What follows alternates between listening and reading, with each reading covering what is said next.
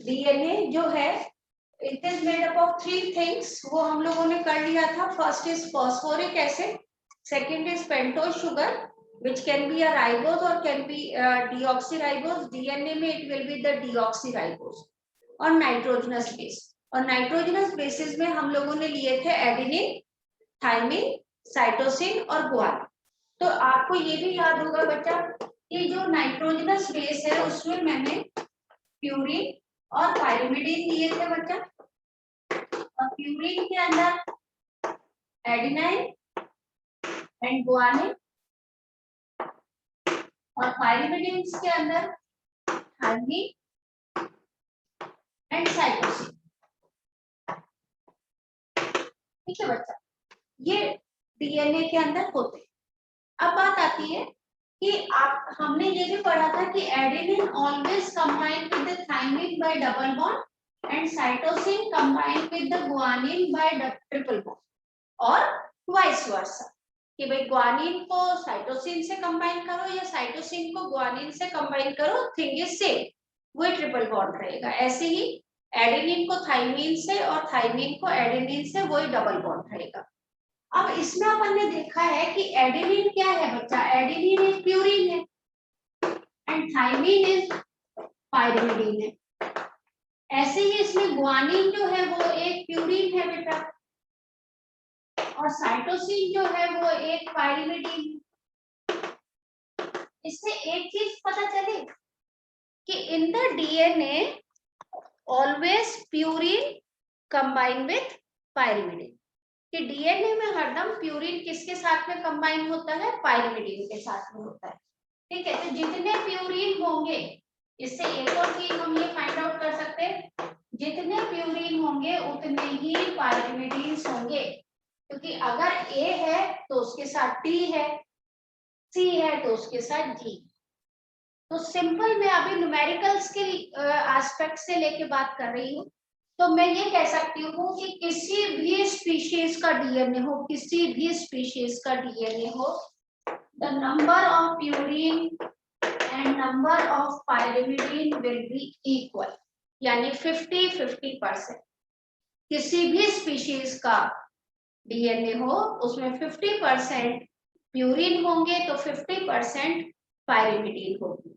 यहां तक कि ये चीज क्लियर हुई बच्चा? Yes ma'am. ओके, अब बात आती है कि न्यूमेरिकल किस टाइप का आता है, क्वेश्चन किस टाइप से बन सकता है इसमें। तो क्वेश्चन बनने के लिए सपोज उन्होंने ये कह दिया कि if there are 480 nitrogenous base, 480 nitrogenous bases हैं और इन 480 नाइट्रोजनस बेसिस में से 60 आर एडेनाइन, 60 एडेनाइन है। तो find out the number of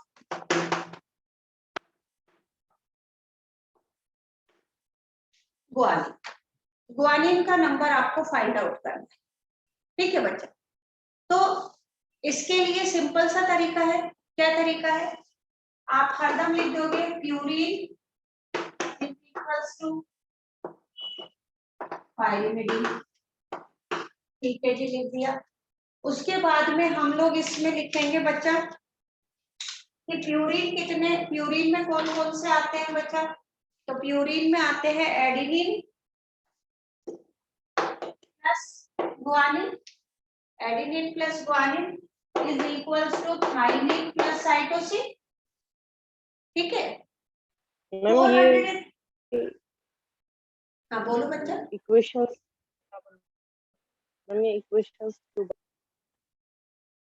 equations को थोड़ा डार्क लिखो ma'am. a plus b equals to t plus c, ये क्यों लिख रहे हो? देखो मैंने प्यूरिन और बता बेटा, देखो जैसे मैंने ये कहा कि ये एक डीएनए है, ठीक है। अब इसमें एडेनिन है, थाइमिन है, साइटोसिन है, गुआनिन है, साइटोसिन है, गुआनिन है, थाइमिन है, एडेनिन है, एडेनिन है, थाइमिन है, साइटोसिन है और गुआनिन। मैंने कहा कि इसमें प्यूरिन्स कितने हो, तो आप प्यूरिन करोगे, एक प्यूरिन, 2, 3, 4, 5 और 6। तो आपने प्यूरिन का नंबर काउंट करने के लिए क्या करा कि कितने एडेनिन है उतने एडेनिन, यानी 2 एडेनिन है, सॉरी 3 एडेनिन है, और ग्वानिन कितने, 1 2 3 ग्वानिन। तो टोटल कितने हो गए बेटा, 6 एडेनिन प्लस ग्वानिन हो गए, यानी कि 6 प्यूरिन हो गए। तो हमें अगर प्यूरिन का अमाउंट निकालना है तो वो adenine plus guanine is all the purine कि नहीं बच्चा? Yes ma'am. और ऐसे ही पायरिमिडीन है, यानी कि thymine plus cytosine is total pyrimidine हुए उस डीएनए में। ठीक है, तो हम ये कहते हैं भाई प्यूरिन टोटल कितने हुए, जितने एडेनिन और ग्वानिन उन दोनों का नंबर ऐड कर दो तो प्यूरिन का नंबर आ गया। पायरिमिडीन कितने, तो जितने थाइमिन है और साइटोसिन है उनको ऐड कर दिया तो हमारे पास पायरिमिडीन का नंबर आ गया। क्लियर है विनीत बेटा? Yes ma'am. हाँ बोलो बच्चा। नंबर के बेसिस रख रहे हो? किसको किस नंबर के बेसिस पर रख रहे हो बेटा, नहीं समझ आया आप क्या बोलना चाह रहे हो?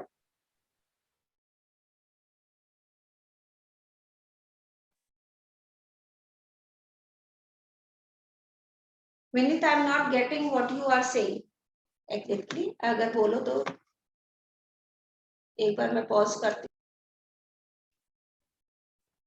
अब मैंने आपको ये बताया था कि हरदम प्यूरिन और पायरिमिडीन जो होते हैं तो हरदम किसी भी डीएनए में अगर 50% प्यूरिन है तो देयर विल बी 50% पायरिमिडीन। ठीक है, जितने प्यूरिन होंगे उतने ही पायरिमिडीन भी होंगे। तो 480 नाइट्रोजनस बेसिस है टोटल, तो 480 का हाफ 50% हो जाता है ना बच्चा। तो मैं ये मान के चलूं कि 240 तो प्यूरिन हो गए और 240 ही पायरिमिडीन हो गए, है ना। 480 के हाफ 50% प्यूरिन 50% पायरिमिडीन। फिर हमें एडेनिन का नंबर दे रखा है, एडेनिन का नंबर हो गया 60। ओके, तो जितने एडेनिन होंगे उतने ही थाइमिन होंगे क्योंकि adenine always combine with thymine. ठीक है, तो यहाँ पे मैं थाइमिन का नंबर भी 60 ले लिया। ओके, अब हमारे पास टोटल कितने थे प्यूरिन, 240। 240 प्यूरिन में से अगर मैंने 60 माइनस कर दिए तो हमारे पास कितने बचे बच्चा, 0 0। 14 में से 6 गया तो 180। 180।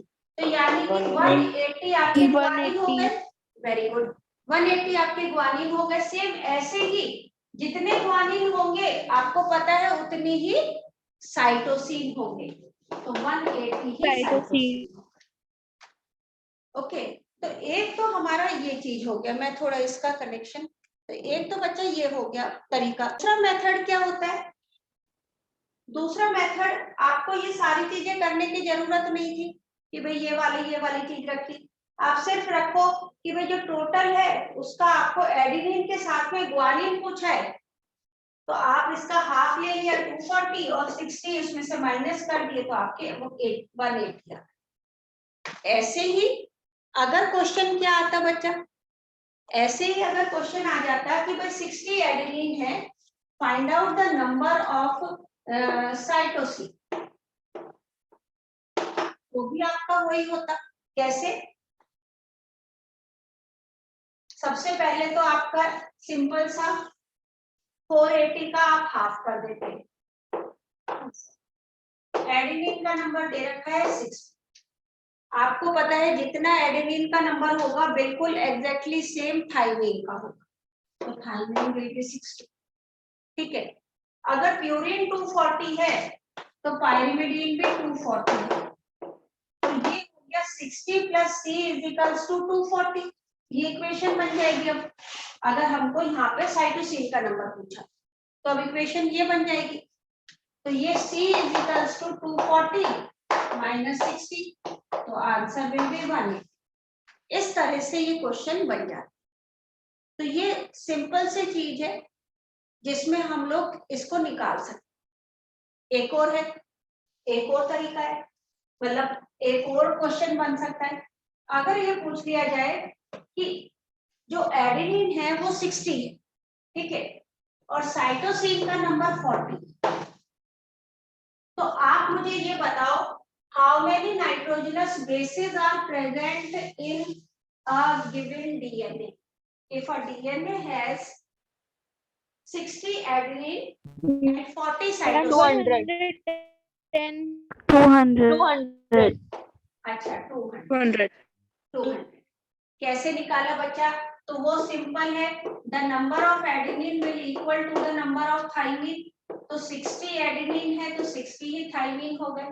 And the number of cytosine will equal to the number of guanine. अगर 40 साइटोसिन है तो 40 ही गुआनिन हो गए. ठीक है, तो टोटल हो गया 60 60 120 और 40 40 80 और दोनों को ऐड करा तो 200.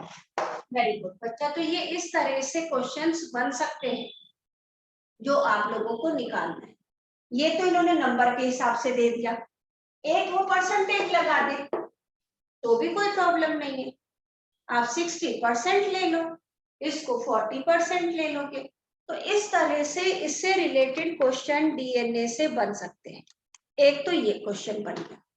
ये सबको क्लियर है बच्चा कि अगर इस तरह से क्वेश्चन आए तो हमें कैसे करना है? Yes ma'am. अब आता है कि अगर नाइट्रोजनस बेस पेयर्स के बारे में बता दें वो और फिर उससे लेंथ ऑफ डीएनए निकलवाए. अगर वो आपसे कि डीएनए की लेंथ कितनी, तो सपोज ये आया कि a DNA has 2368 BP. BP का मतलब है बेस पेयर्स. या मैं इसको इतना कॉम्प्लिकेटेड नहीं करूँ, मेरे को भी तो मल्टीप्लिकेशन करना पड़ेगा, सिंपल वाला करते हैं है ना. एक तो मैंने ये कहा कि एक डीएनए है जिसके पास 3.3 इंटू 10 टू पावर 6 या 9 ले लेते हैं, 10 टू पावर 9 बेस पेयर्स. ठीक है, तो find out the length of DNA.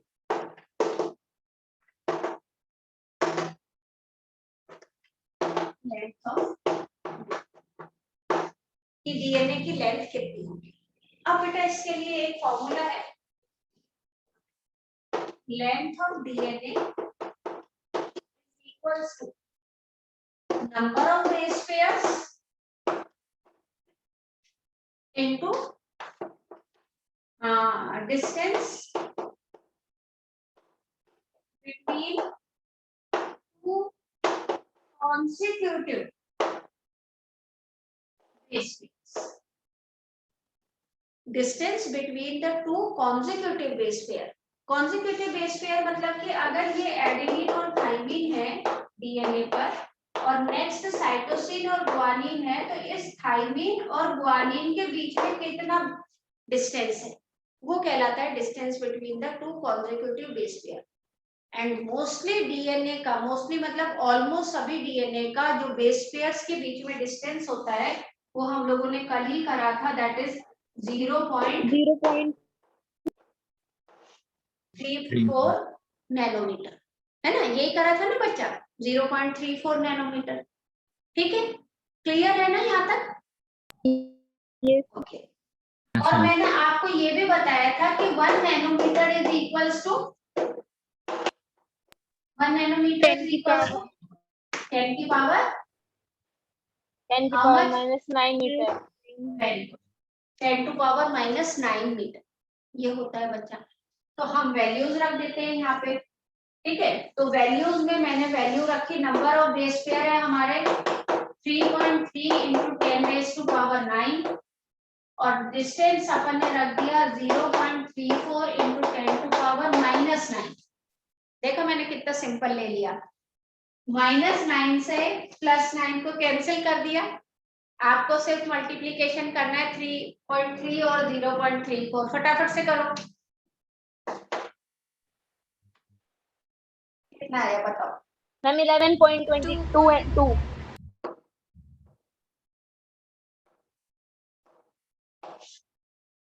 1.1 something metre आएगा।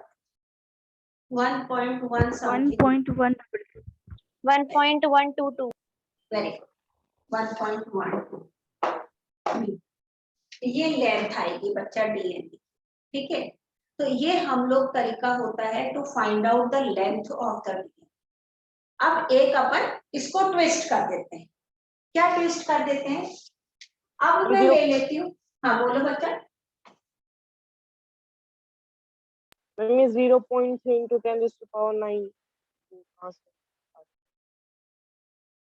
0.34 into 10 raised to power 9 कहाँ से आया विनीत? ये पूछना चाह रहे हो बेटा?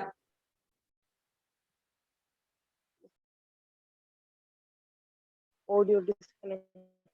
कोई बात, मैं वीडियो रिकॉर्ड कर रही हूँ, उसमें भी देख Yes, लेना, ma'am. फिर भी मैं एक बार बता देती हूँ बच्चा। हमने ये कहा था the distance between the two consecutive base pair, यानी साइटोसिन और गुआनिन और एडेनिन और थाइमिन के बीच में जो डिस्टेंस होता है वो हमने लिखा था 0.34 नैनोमीटर। तो या तो मैं इसको 0.34 नैनोमीटर लिखूं या फिर मैं इसको किस में कन्वर्ट कर दूं, मीटर्स में कन्वर्ट कर दूं। तो मैंने बताया था कि 1 nanometre is equals to 10 raise to power -9 metre. तो अगर मुझे इस वैल्यू को 0.34 नैनोमीटर को मीटर में लिखना है तो मैं इसे लिख सकती हूँ 0.34 into 10 raised to power -9 metre. Getting my point Vineet? Yes, okay, okay. तो इसलिए मैंने यहाँ पे इधर 0.34 into 10 to power -9 लिखा है। क्लियर है बच्चा सबको?